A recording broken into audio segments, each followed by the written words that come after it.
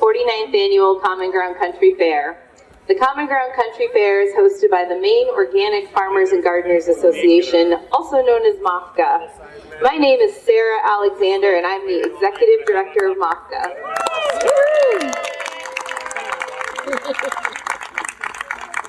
Thank you. Formed in 1971, we work year-round to transform our food system by supporting our farmers, empowering people to feed their communities, and advocating for an organic future. This has been a particularly challenging year for our farmers, starting with federal funding and program cuts and leading into a very wet spring, followed by most of the state being in a drought for the last couple of months. MOFGA is here to support our farmers, but we need your support to stay strong through the USDA funding cuts. We encourage you to visit the MOFGA tent to learn more, and you can become a member of MOFGA right here at the fair or make a donation online at mofga.org.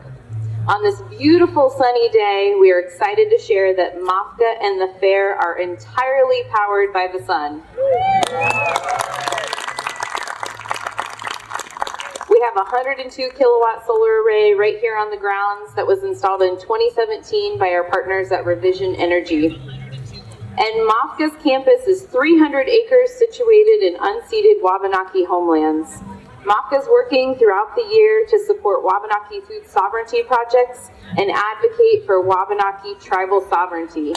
We encourage everyone to visit the Wabanaki Arts Tent to support Wabanaki artisans and learn more. Yeah, thank you. I am honored today to introduce our keynote speakers. I'm going to start with Jim Hightower, a national radio commentator, writer, public speaker, and New York Times best-selling author.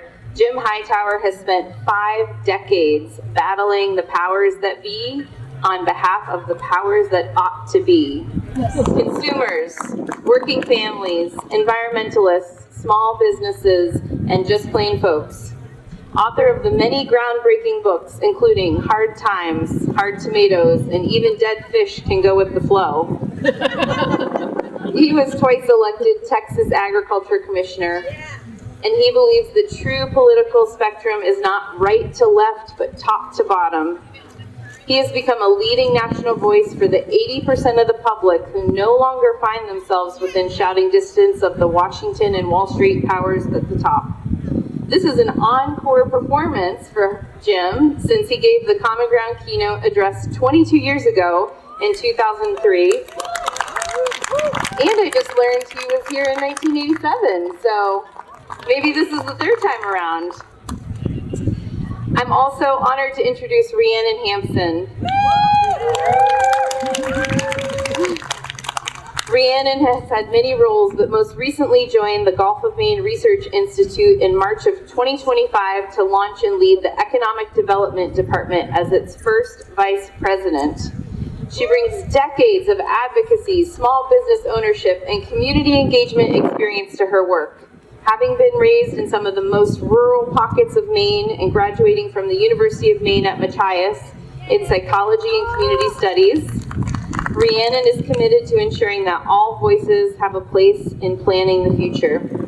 Hailing from a multi-generational Navy family, Rhiannon's commitment to be of service has taken many forms, including a tenure as the presidentially appointed Maine State Director of USDA Rural Development and as a district representative for U.S. Congresswoman Shelley Pingree.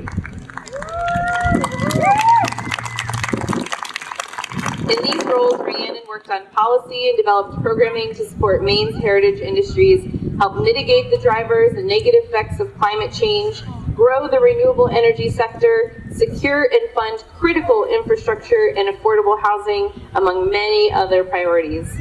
Believing that small farms can create big climate solutions, she co-owns a regenerative, pastured livestock and organic dairy farm in Knox County with her husband, their 2 children, and her mother. Please join me in welcoming Jim and Rhiannon to the Common Ground stage.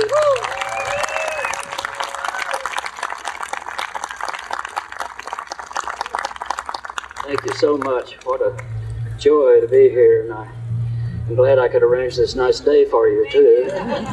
Thank you for that, which Texans try to deliver. usually in a bad way, but today is good. Indeed, thank you for allowing a scruffy Texas populace like myself to come in here and share a bit of food for thought in this morning occasion. It just makes me happier than a flea at a dog show to be standing up here looking out at all of you wonderful advocates for good food and good policies in our country, especially at this dicey time in our country when farmers, consumers, environmentalists, and the common good itself are under attack by corporate and political powers. I come to you not only from Austin, Texas, but I live on the south side of Austin, and we're a little more irreverent over there, more iconoclastic. Our unofficial slogan on the south side is "We're all here because we're not all there." And that's what I think brings us together on this speechifying occasion, is that we recognize that the powers that be in our country are not at all there in terms of comprehending what America for all people, that's what America stands for, and they're not at all there, particularly not at all there in grasping the fundamental thought that we are all in this together. The moneyed elites in our country are as confused as goats on AstroTurf when it comes to understanding the values that our people hold within ourselves. The powers that be are knocking down the middle class, holding down the poor, and tearing down our democratic rights. And when I say the powers that be, let me be a little more specific. I'm talking about what I call the 6 Bs. That would be the bosses, the bankers, the billionaires, the big shots, bastards, and bullshitters who are running our country today, running it and ruining it. They think they're the top dogs, and we're just a bunch of fire hydrants out here in the countryside. The economists actually have a phrase, a technical phrase, for what the powers that be are doing to us. It is called stealing. Faster than a hog eats supper, they're stealing our economic, political, and environmental powers in our country. Woody Guthrie had a song about it, a song about outlaws. Said, "As through this world I travel, I see lots of funny men. Some will rob you with a 6 gun, and some with a fountain pen." It's the fountain pens who are doing the serious stealing in our society today. And as Bernie Sanders points out, a third of the wealth in America today is owned by 1% of the people. Take Elon Musk, please. Musk has destroyed Twitter. He's wrecked Tesla. He did his damnedest to destroy the United States government, and yet he demanded that his board of directors give him a payday of $1 trillion, not $900 billion. That would not be enough to get him to come into the office. It took $1 trillion for him. Some of these guys are getting so rich they could afford to air condition hell, and I tell you what, they better be setting some money aside for that project, I think. I'll tell you, of course, Musk and all the billionaires, they all say, well, yes, we do make a lot of money, but after all, we're philanthropists. We give pieces of that billions of dollars away. I'll tell you a quick story of what the gods think of philanthropy. It comes from Earl Long, who was governor of Louisiana. And back in the 1950s, he told about a rich man who tried to get into heaven. But you know, if you'd gone to that little Methodist church that I did in Denison, Texas, growing up, you would have learned early on that you just don't go into heaven. You've got to show up at the pearly gates. And at the pearly gates, there's going to be an angel who's going to look over your life and decide what you've done over your time. And back behind him will be St. Peter, deciding then whether you get to come in or not. So here comes this rich man. And the angel looks over his life and says, my God, you never did no good for nobody, no way. What are you doing here? And the rich man said, well, now that's not entirely true. There was that time in 1924 when there was a beggar man right outside of my club. When I came out, and I put a nickel in his, I put a quarter in his cup. And the angel said, so? I said, well, there was that time in 1934, in the depths of the Depression, and a lady on the street corner held a cardboard sign up, said, anything will help, and I gave her a quarter. And the angel said, well, that doesn't make up for a life of greed. But the rich man said, now wait a minute, because I've got a consistent pattern of philanthropy. In 1944, coming out of my bank at Christmas time, Salvation Army kettle, I dropped a quarter in there. And the angel turns back to St. Peter and says, what in the world are we going to do with this man? And St. Peter said, give him back his 75 cents and tell him to go to hell. Because it's not charity that we're after. It's economic fairness, social justice, equal opportunity for all people. Farm families know about this because they're routinely being robbed today. A wave of bankruptcies sweeping across America again, yet again. I was with you in the bankruptcies period, tragic bankruptcy farmers in the 1970s and 1980s. I met a Iowa farmer back then at a protest rally, and he asked me, he said, Hightower, do you know the difference between a family farmer and a pigeon? I said, a pigeon? No. And he said, well, a pigeon can still make a deposit on a John Deere. We'll let you non-farmers figure that out. We're a little long here. For a little bit of poetic irony, by the way, John Deere is now on the brink of bankruptcy itself. It had a 29% drop in the last year in its profits. And the reason for that is because farmers are going bankrupt.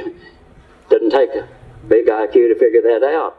In fact, just as an aside, let me note that Jack Nicholson once said that he didn't really understand what irony meant until one day his mother called him a son of a bitch. I keep having to let you soak this in, you know. Don't want to go too fast for you here. Well, on the farm, Monopoly is not a board game. It is reality. Tractor monopoly. John Deere controls 60% of the tractor market in America. Seed monopoly. 3 corporations, global corporations, control all of the seed on the globe. In fact, feed, fertilizer, crop loans, go down to the cattle auction. Chickens, for God's sake. 91% of chickens today are produced under a contract system with corporations, ripping off the farmers, the grain market, etc. Go right down the line. Well, where in the hell is Washington? Deep in the pockets of those monopolists. All of them. Both parties are weaker than Canadian hot sauce when it comes to standing up for family farmers in our country. Farm prices now beneath the cost of production. Yet, they say you got to cut your costs. That's the problem. You're spending too much money. And then they say, well, in addition, you've got to become more efficient. And then you've got to increase your production. That's what you need. They've been telling us that forever. Here is a comment from the farm revolt of the 1880s. A farmer saying, the rains fell, the sun shone, nature smiled. Then we raised the big crop that they told us to. What came of it? 8 cent corn, 10 cent oats, 2 cent beef, no price at all for butter and eggs. That's what came of it. Then the politician said we suffered from overproduction. You don't have to be in who's who to know what's what. What's what is they're stealing from us. But it's not just a matter of price. It's also about poison. PFAs, gently called forever chemicals, now being spread across our land and into our cells.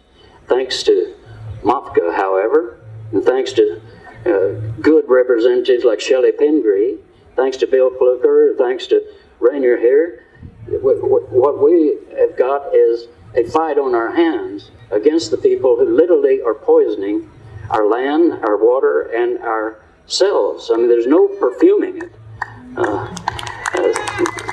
The toxic human and animal excrement is what we're dealing with here. Lily Tomlin once said, no matter how cynical you get, it's almost impossible to keep up. And what we're facing now is the intentional poisoning with what they call sewage sludge. It is being sold to farmers as a green product. We've had 1.2 million tons of this sludge spread on American farms in just the last few years, primarily here in Maine, in Michigan, in Minnesota, South Carolina, and in my state of Texas. South Carolina, it's become a Superfund problem. They actually have a Superfund action to deal with these forever chemicals that they're spreading. But it's not just on farms. We've spread 900,000 tons of the stuff on our gardens and golf courses around our country. It's all approved by EPA. It is marketed as biosolid fertilizer, nice sound, sold by corporate giants like Sinagro. I think the sin in Sinagro, I don't know if that stands for syndicate or sinister or just shitty, but it's all three if you think about it. One farm in Texas, for example, up in Johnson County, been contaminated by Sinagro, has found 27 of these forever chemicals in its soil now, 47 dead cows in the last 2 years, chickens dying because pasture-fed chickens eating the poison that's been put on the land. The fish are dying. Well water's poisoned. The wife of one of the farmers now has thyroid cancer. And all of this not because they spread Sinagro on their farm. It's runoff from another farm onto their land. It led to, well, in the words of the farmer himself, because it is, for what a farmer represents, a disaster. Because they realized that they can't sell their food from their farms anymore. They can't eat the fish from there. There's no law that says we can't sell our cattle, but it's human conscientiousness. Why would I want to hurt your family by them eating something I sold? That would make us no better than the people who are producing this crap and coming out here and spreading it on someone else's farm. That's why there's a rebellion in the countryside right there. It is economically unfair and intolerable. The good news is those farmers have filed a lawsuit against the EPA. It has been joined by all the bunches of farmers in that area, but also by the county commissioners, by environmentalists, and by MOFGA. From across the world comes MOFGA.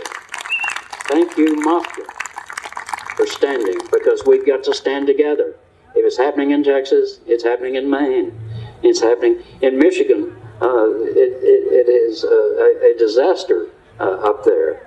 And the county, Johnson County, is declaring their own county a disaster area. But the fundamental issue is this. Too few people control too much of the money and power in our country. And they're using that control to get more money and power for themselves at our expense. That's what it is.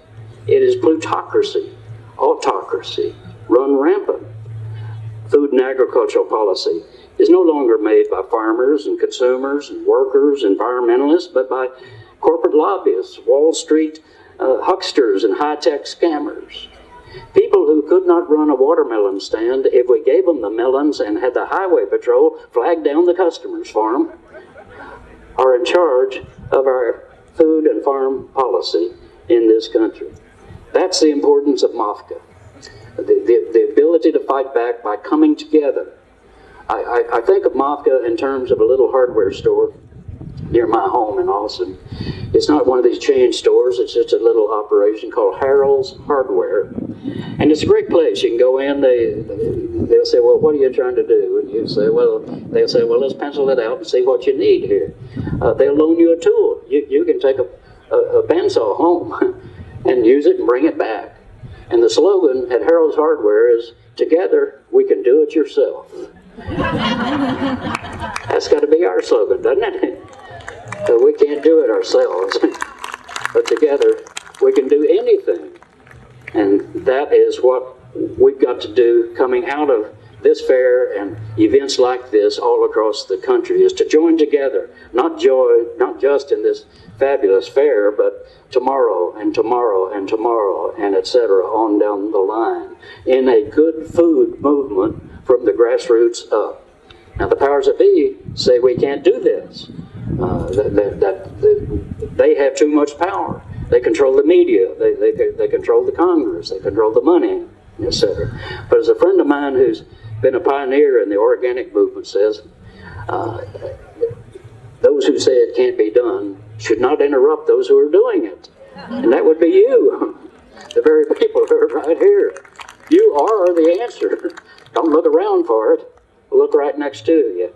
That person and you together are the answer. And indeed, we have done it before, again and again, beginning with the revolution of 1776 itself, right on through the suffrage movement, the anti-slavery movement, the farm revolt of the 1880s, the New Deal. There's a booth here today for the Francis Perkins Foundation, a Maine heroine,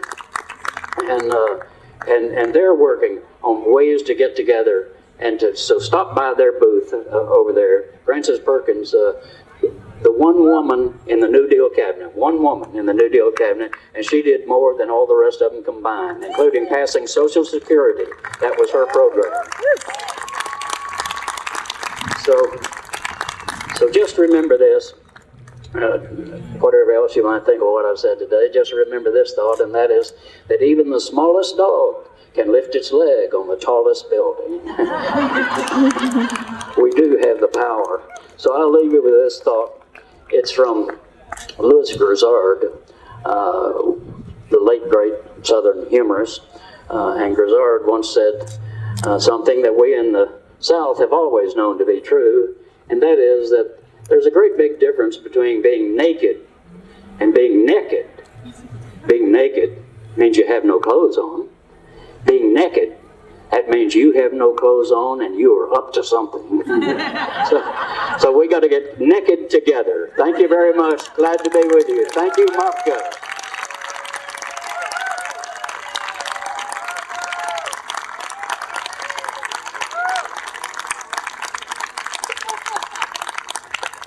What a gentleman. So I want you to know a couple of things before I even start or try to introduce myself, and that is that Jim and I did not plan our remarks together. I was actually so excited and overwhelmed when I found out that he wanted to come give remarks with me that I fangirled all over the place and forgot to figure out what we were supposed to say. But I also feel really proud of the fact that what I am about to say mirrors a lot of that, and that's because I grew up listening to Hightower. He was very, very young then, and so was I. On WERU, we would tune it in on the top of the refrigerator there, and I learned how to rabble-rouse, right? Because my mom got me a subscription to the Etney Reader, and I had WERU and Jim Hightower and Amy Goodman, and I was like, all right, I'm going to take on the world. And that is, in fact, how a kid growing up in rural Maine ends up at the White House by invitation, is learning how to rabble-rouse. So hello, Common Ground. I have been coming here most of my life, and they finally gave me a microphone, and I'm so glad you're here to find out about it. I also generally do not write down my remarks because I kind of ad-lib a little bit, and it's the easiest thing to do. But I'm going to ask you to forgive me while I flip through some pages today, because this is so big, what we're talking about today, that I probably will lose my place and keep us here if I don't. So I am Rhiannon Hampson, and I am here today as a lot of things. Like every single one of you, I wear many hats. I am an accidental dairy and livestock farmer. That is a meet cute that starts with me getting invited to the Blue Hill Fair and ends with me pulling teats in a pit parlor and yelling about the price of feed in a field a long time later with a good-looking dairy farmer. I am an occasional bureaucrat, because I am a true believer in policy for the people, and I am a lifelong fist in the air redhead. So it's an honor to be here with Jim Hightower and with all of you, because you guys all braved traffic in order to get here. And I know that in Maine, that is the one thing that really brings us down, right? Like if we meet 10 cars on the road that we don't know when we're leaving our house and going somewhere, the first thing we have to do when we get there is tell everybody about how bad the traffic is. And you did that. And I know that the reason that you did that is because you all care so much, right? You care about our food systems and our farms and farmers and loggers and fishermen. You did all of that and you braved traffic because you care, and you're a group full of passionate people. And Jim is an OG rabble-rouser, and I am a mouthy redhead. And I kept thinking to myself this week, what happens when we all get together? Right? What happens if a whole group of passionate people and a couple of rabble-rousers get together here at Common Ground Fair and we really rile each other up? And then I thought, you know, it would be so cool. This is my fantasy, so go down this rabbit hole with me. So I thought it would be so cool if Sarah organized another one of her amazing tractor brigades. If anyone was there a few months ago when we were losing all over the place, she pulled together, and her team, MOFGA, pulled together in a collaborative space, an amazing tractor brigade to get everybody off their farms and at the State House so that they could make their voices heard. It was incredible. It actually got my husband off the dairy farm because it mattered. And so I thought, what if Sarah put together another tractor brigade? And it was waiting right out back where the trains are. And this time, let's get some like harvesters in there and some grappling trucks, because those are big. They hold a lot of people. And we all get on these tractors. Let's bring some manure spreaders. It's that time of year. And we get on the grappling trucks, and we drive out of here all together, all riled up, and we take these trucks, and we don't stop in Augusta this time, right? We go all the way to D.C. And for every single person out here right now who drives a tractor, I know what you're thinking, that even in rapid speed, it's going to take us a couple of weeks. I know. So let's keep going.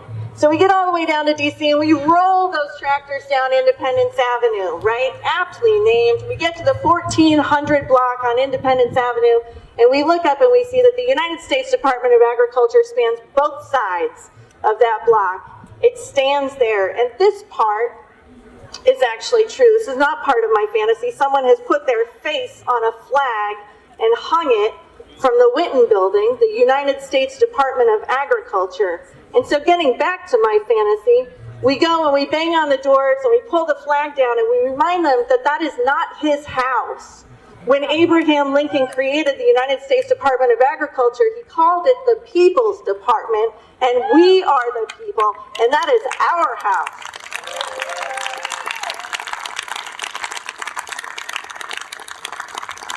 Sometimes they need to be reminded. For over 160 years, the USDA has served farmers and loggers and fishermen and school children and a lot of people with 29 different agencies. The list goes on, by stewarding public dollars and putting them to work for community benefit, right? And sometimes that happens through private businesses.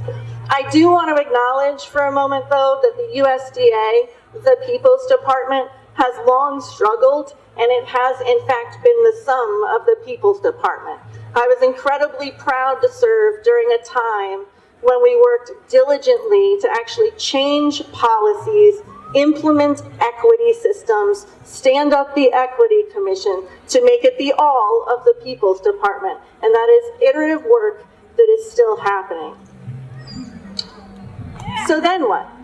Like, one of the most valuable lessons that I got to learn firsthand, being the state director of rural development and driving around, was how much it makes sense to invest our public dollars in those private businesses, right? Those are small and mid-sized farms. So when USDA says small or large farm, that's actually not acreage size, that's a dollar amount. So if you're a saffron farmer on a quarter acre of land, you're probably a large farm.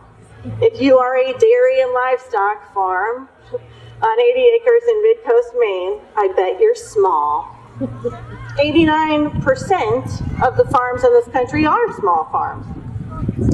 And so there's been a lot of talk about that the last few years, right? We very famously had an ag secretary a few years ago who sat in a room full of dairy farmers during a time when they were in such turmoil and under so much stress that they were getting crisis hotline numbers with their milk checks, and he told them that the big get bigger and the small get out. He was paraphrasing another ag secretary. I bet you can guess a lot of the things that they had in common from years before. But he actually looked them in the eye and said that, and then he doubled down on it by following up and saying that American small farms and small businesses don't actually have the right to expect that they will be profitable or even survive. Boo, right? I mean, come on. Farms? So, if you're a small stationery company or a specialty card shop and you go out of business, I'm probably going to be sad because that is the second most hoarded thing by me, stationery, next to yarn. The things that I don't do anything with because I'm a little bit busy. But no one's going to die. But if small and mid-sized farms go under, guess what? We don't eat. Raise your hand if you ate today. Right? Thank you. It's a necessity. Raise your hand if you remember what the grocery store looked like in June of 2020. If you went in there, you saw empty shelves, empty meat cases, empty dairy coolers, because the giant agribusiness system, those farms that got bigger instead of getting out, our food system that's centralized and aggregated that got bigger, was so fragile that it could not pivot to feed people when faced with something like a COVID pandemic. But do you know who could? Us. We did it. We stepped up. The Alphabet Soup Brigade came to the rescue. MOFGA, MFT, DACF, our favorite alphabet all got together, and literally within days we figured out how to be in community with each other, how to organize direct communication, and to get food to people. We sold out of chicken, we sold out of beef, we sold out of pork, we sold out of milk, because we were feeding people when no one else could. Our farm, at that point, was selling milk to 3 other small farms, and we knew that we had a shared collective responsibility to stay afloat together, right? So that's just one of the moments in time that demonstrates how critical small and mid-sized farms are and how they keep us safe and fed. But grab your coat, Alice, because we're going down the rabbit hole now.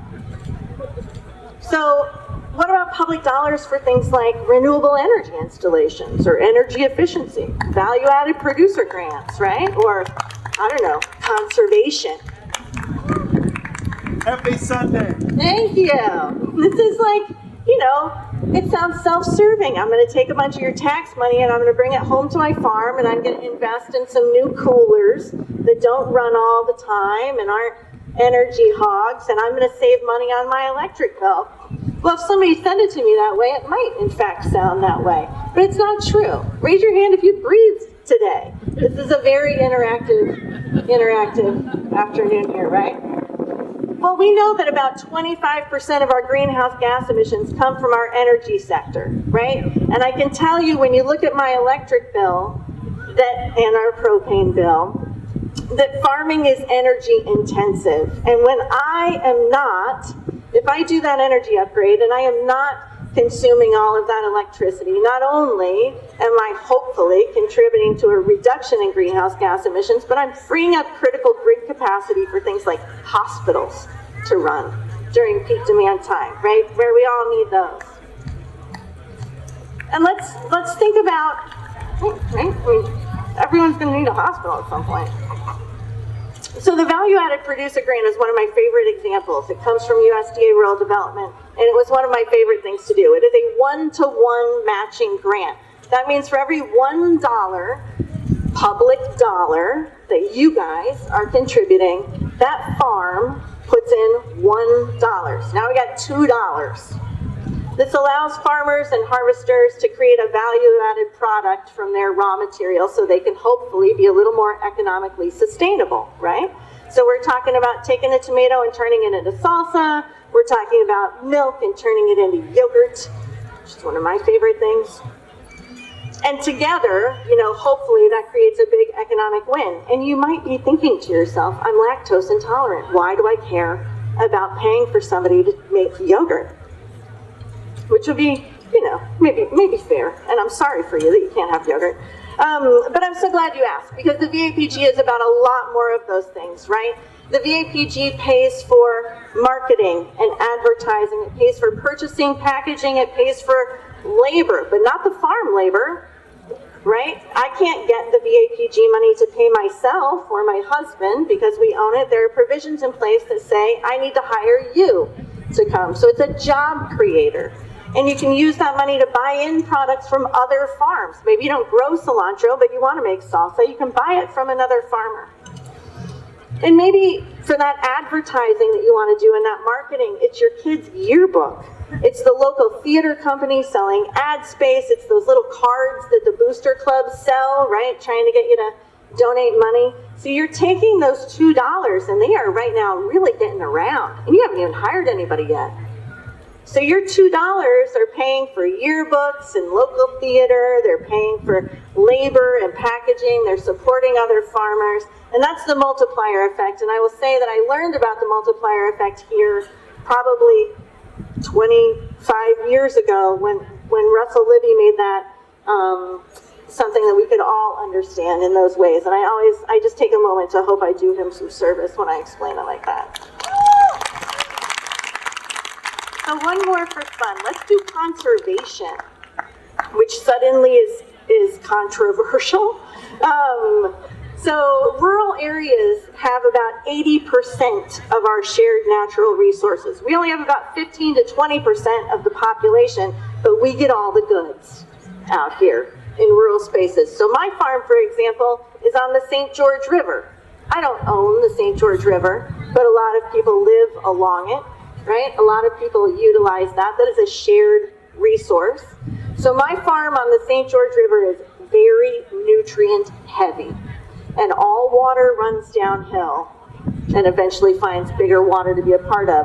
So if I am polluting the water on my farm and it runs right down into the St. George River, that means that I am damaging other livelihoods and businesses along the St. George River, right? Maybe aquaculture farms are trying to make a go of it there. People with private wells, people who have small home kitchens in their private wells and they're pulling water from different sources. This can all be contaminated when people don't do a good job storing the resources that are a part of their business.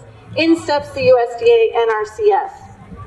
They have a special program that's a natural resource conservation service. They have also a cost share program. As a farmer, am I getting money from NRCS for free? No, I am matching it with my own money.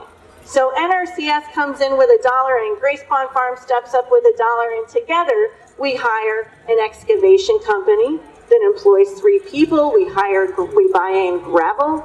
They have the employees, I'm assuming. It's not just one guy with a truck, right? We hire a cement company. The list goes on and on and on. So while we are simultaneously protecting a shared natural resource, we are also supporting companies that employ dozens and dozens of people in our community, in our local economy. So farming is not like other businesses. Most of you know that, or else you wouldn't be here.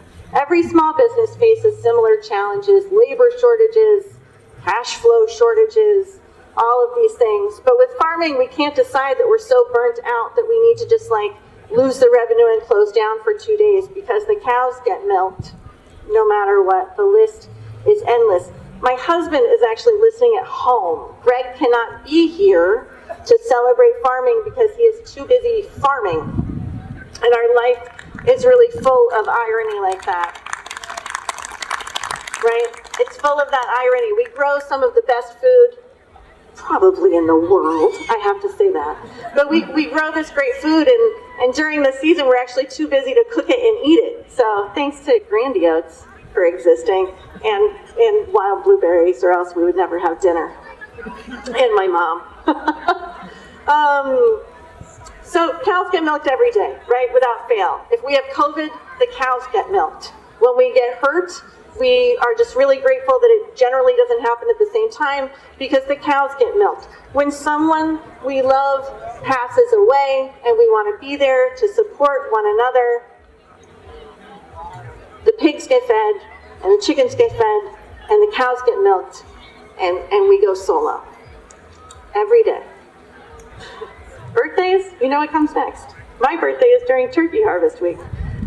Greg works about 80 hours a week, and that is a really conservative estimate, actually. If we added it up, I would actually never want him to hear that number, so we don't. And a 2021 survey of Maine farm owners found that they give themselves, less than a quarter of Maine farm owners pay themselves a salary or take a draw. Can you imagine working more than 80 hours a week and then not getting paid? It gets a little worse if we just look at a 2025 ERS survey of 2023 data. And they found that farm income alone, at median, household income from farming, was negative $900. So you're working 80 hours a week and you're paying to do it, and you actually never get a day off. And how does that all pencil out? Well, it kind of doesn't. But 96% of small and mid-sized farms have someone who works off-farm full-time and then goes home and catches chickens, by the way. And that's just how it happens. But you know, plain and simple, farming is public service. It is a sacrifice to create something for the public benefit. And we do it. And everybody is like, why? That sounds terrible. My God, if you outline it like that, why do you do it? And we do it because we're not Rockefellers. I can't go around the country or the world and actually pay for things and fund my values with endowments or even large grants. And I'm sorry about that. But instead, we fund it with our time and our expertise and our energy and, frankly, our bodies.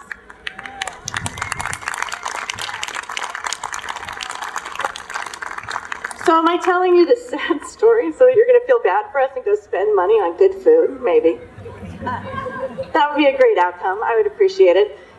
It is true that the United States average household budget allocates fewer dollars to food than other countries of similar wealth and demographic to us. And so when you first look at that, you would think, well, I think that means you should go spend more money on food. But what it doesn't take into consideration is that the priorities for our household dollars, unfortunately, are enormously competitive in ways that other countries are not suffering from. So we are also the #1 most expensive use of our household dollars, right? More of our household dollars go to healthcare.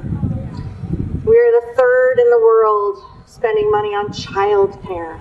Things that in other countries they do not have to prioritize with their household budget dollars, so they can spend money on good food and farmers can make a living, and maybe it's plus $900 a year instead of minus $900 a year. So that would be pretty great. I actually heard yesterday that people were putting groceries on layaway. People are actually having to pay for their groceries on a buy now, pay later, pay over time situation. And I think to myself, when I know that my husband is not getting a day off and not earning a paycheck, and somebody still has to put their groceries on layaway in order to get them, where is the disconnect and where is that money going? How do we get that? So how do we create a system that allows for small and mid-sized farms to do things like feed people when disasters and pandemics strike? Plain and simple, we share. We share. We take our public dollars and we put them in a pot and we allocate them in ways that fund our values collectively, because we are not all Rockefellers, and so we share. We create a food system in which most folks can make it. In fact, when food stamps were invented, when the food stamp program was invented in 1939, it was invented to do exactly that.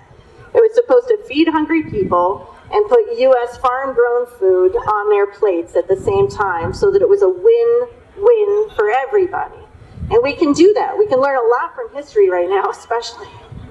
But for every $1 that we invest in the SNAP EBT program, $1.54 gets circulated in our community. And that number is actually higher when you spend those SNAP dollars at small farms. All right, we're inspired, right? Are you guys inspired? Are you feeling like we could do something? So we're inspired about how to create a food system that is just and fair. We are inspired to demand, I don't need my notes for this. We're inspired to demand that the USDA do its part and pay farmers and food consumers the shared public dollars that we, through our members of Congress, have already decided how they should be allocated. We remind them that the People's Department needs to be the all of the People's Department, and that it is the all of the People's Department, and that they work for us. And then, this is the most important thing you can do today and every single day right now, especially. Be brave. Just be brave. Have hard conversations. I don't know that my mind has ever been changed really dramatically by looking at a pile of data and numbers, and I say that as somebody who actually really likes that stuff because I'm kind of a nerd. It gets changed when I hear from people, when people that I care about tell me something that they feel like is important or valuable. So when you hear your friends or your family or even a stranger, if it is the right moment, don't get yourself in trouble. If you hear them saying things like, farmers, if they worked harder, they could make it, right? Or like, what are they doing with all that money anyway? It's their own fault. They knew it was hard when they got into it. If you hear people telling you that the federal civil servants who manage that money are somehow complicit in fraud or waste, speak up. Be brave. Remind them that the federal civil servants are actually there stewarding these dollars in ways that prevents fraud and abuse, and that is not a valid excuse. That is our money. Speak up. If you can be here for us now, if you can stand here and be here for small and mid-sized family farms now, I promise you that even if we don't get a day off, we will show up for you. We will be there for you. Thank you.